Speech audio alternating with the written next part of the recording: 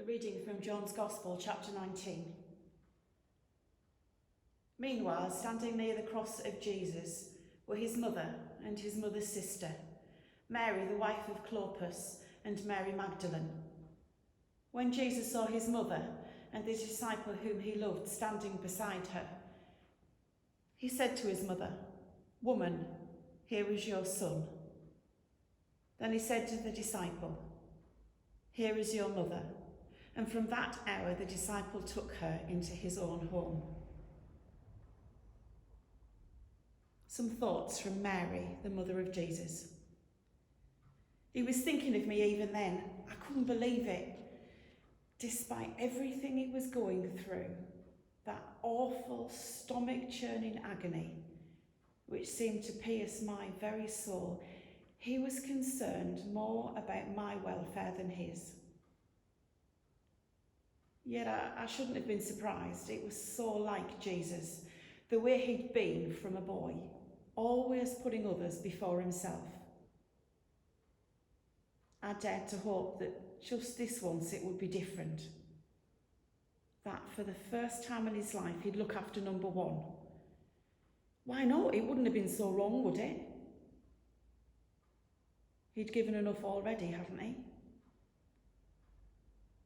Scarcely a moment to himself, the crowds always with him, clamouring, calling, pleading, demanding. Enough to break a lesser man. And as if that wasn't enough, his enemies had been there, stalking him, unable to conceal their hatred, watching his every move, waiting for their moment. He knew what they were up to, yet he continued without a murmur of complaint, always having time, always ready to respond. Nothing and no one outside of his concern. I saw him so many times, just about all in, drained to the point of exhaustion, and I can't tell you how much it troubled me to see my wonderful lad pouring himself out in a constant act of sacrifice, pushing himself to the very limit. But it was useless to argue. I tried it sometimes, and he simply smiled at me in that gentle way of his, knowing I understood full well that there was only one way. He was right, I knew that. And I knew equally that there was no way he'd come down from that cross. But I could still hope, couldn't I? Still pray I might be wrong.